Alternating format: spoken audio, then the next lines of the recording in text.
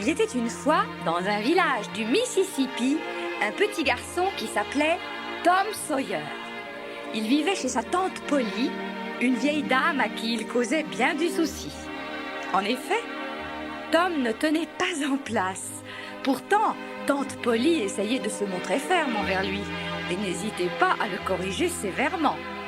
Mais il semblait que les fessées et les punitions n'avaient aucune prise sur le garnement. Un jour, alors que Tom venait une fois de plus d'être sévèrement réprimandé, il sortit en claquant la porte. Puis, enfonçant bien fort ses poings dans ses poches, il marmonna « C'est hors de question que je reste là une seconde de plus.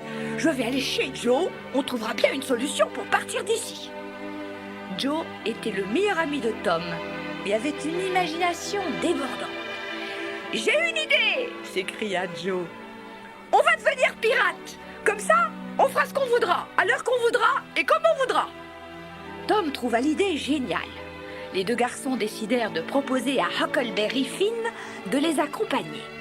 Tous les enfants avaient envie de ressembler à Huckleberry, parce qu'ils n'avaient pas de maison, dormaient dans les granges et surtout, ils n'avaient personne qui puisse lui donner des ordres. Huckleberry accepta immédiatement et les trois garçons se donnèrent rendez-vous au bord du fleuve à minuit avec pour mission d'apporter tout ce qui leur était possible.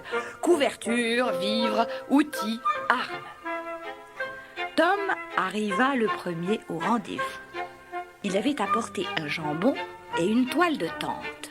Il attendait les autres dans l'obscurité quand soudain, il entendit un bruit. Il siffla. Une voix répondit « Qui va là ? C'est Tom Sawyer, le vengeur noir des Antilles !» souffla le garçon. « Qui êtes-vous ? » « Huckleberry à la main rouge et Joe la terreur des océans !» répondit la voix. Joe apportait du lard. Huckleberry avait une poêle et des allumettes. Les trois pirates s'approprièrent une barque et ils prirent le large. Ils accostèrent bientôt sur une île inhabitée. Ils déchargèrent leurs affaires et les mirent à l'abri sous la toile. Ils commencèrent par allumer un feu et ils firent cuire du lard. « C'est pas génial ?» dit Joe. « Les autres gars donneraient n'importe quoi pour être à notre place !» ajouta Huckleberry. « Mais au fait, ça fait quoi toute la journée un pirate ?»« Des tas de trucs !» expliqua Tom. « Les pirates attaquent les navires, prennent l'argent, enterrent des trésors sur des îles désertes, et puis ils tuent tout le monde !»« Et pas les femmes !» précisa Joe. « Ah non, on n'a pas le droit de tuer les femmes !» confirma Tom dans un bâillement. Les pirates étaient épuisés. Ils décidèrent de discuter de leur plan le lendemain et ils s'endormirent. Au petit matin, ils ravivèrent le feu, mangèrent un peu de jambon et de lard et partirent explorer l'île. Ils rentrèrent pour déjeuner. Une fois de plus, le repas fut constitué de jambon et de lard. Les trois garçons mangèrent sans dire un mot. « Alors, dit Tom, on lance un plan d'attaque cet après-midi !» Ses amis ne répondirent pas. Peu à peu, l'inquiétude les gagnait. La forêt était si sombre et tellement silencieuse. Mais pour rien au monde, l'un des garçons n'aurait avoué aux autres qu'il commençait à regretter la civilisation. Soudain, il y eut comme un grondement. Les garçons sursautèrent. « C'est quoi ?» fit Joe. « Chut, écoutez !» répondit Tom. Le même grondement se répéta. Les pirates se précipitèrent vers la plage.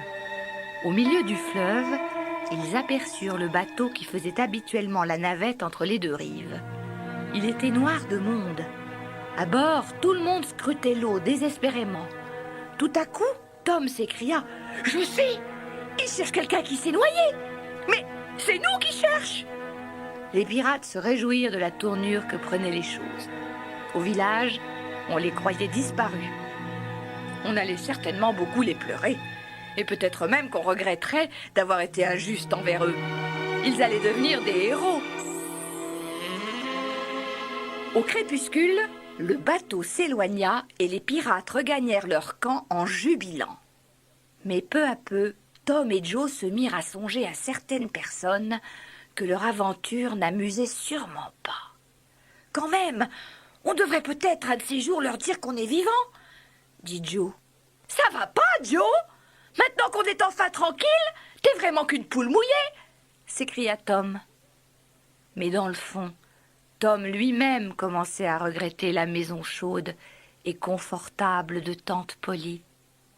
Il attendit que Joe et Huckleberry soient endormis.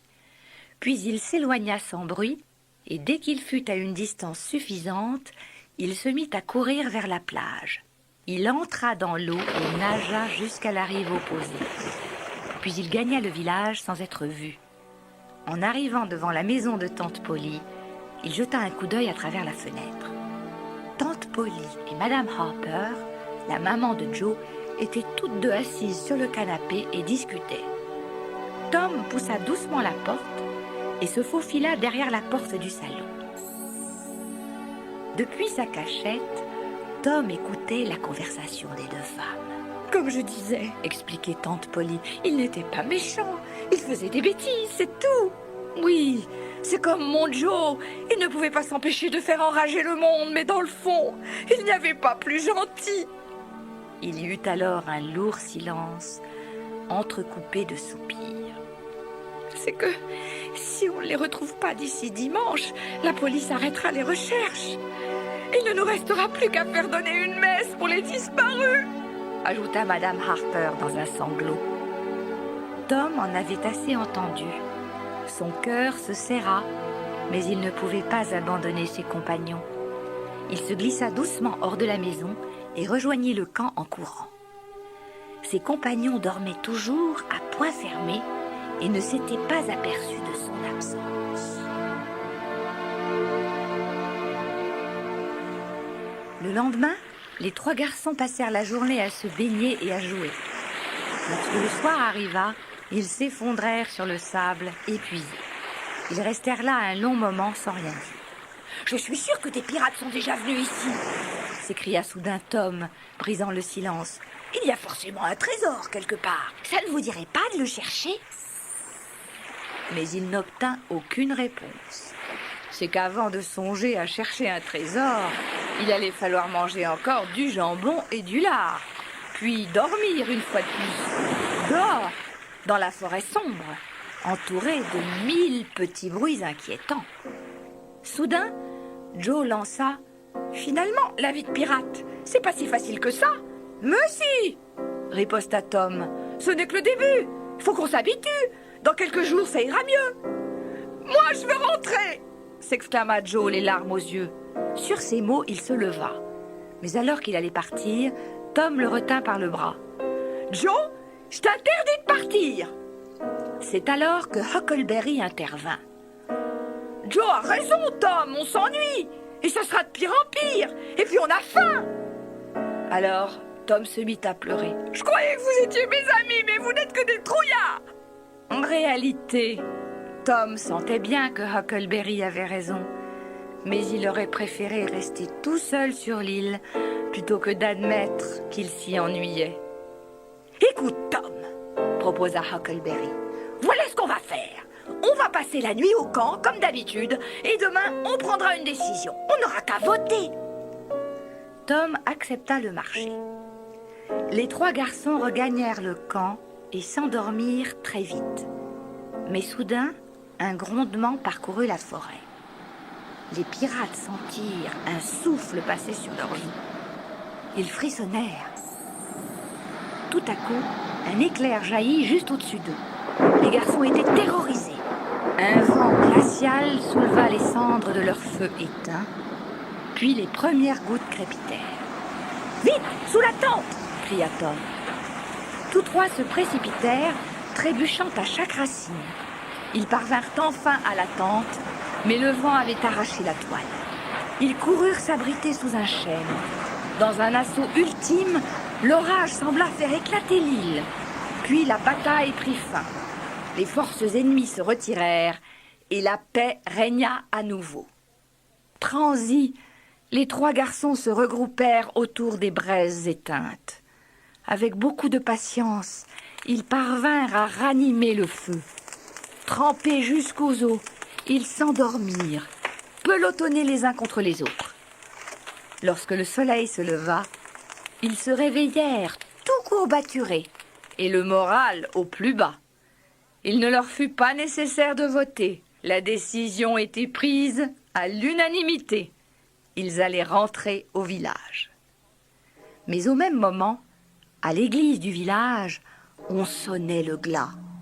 C'était dimanche et on n'avait toujours pas retrouvé les 3 garçons qui s'étaient probablement noyés dans le Mississippi. Les villageois arrivaient en masse. Jamais on n'avait vu l'église aussi pleine. Tante Polly et toute la famille Harper étaient en deuil. La messe commençait dans un lourd silence entrecoupé de sanglots. Soudain, la porte de l'église grinça. Le prêtre leva les yeux et resta pétrifié. L'un après l'autre, chacun des fidèles suivit son regard. Enfin, toute l'assemblée se leva.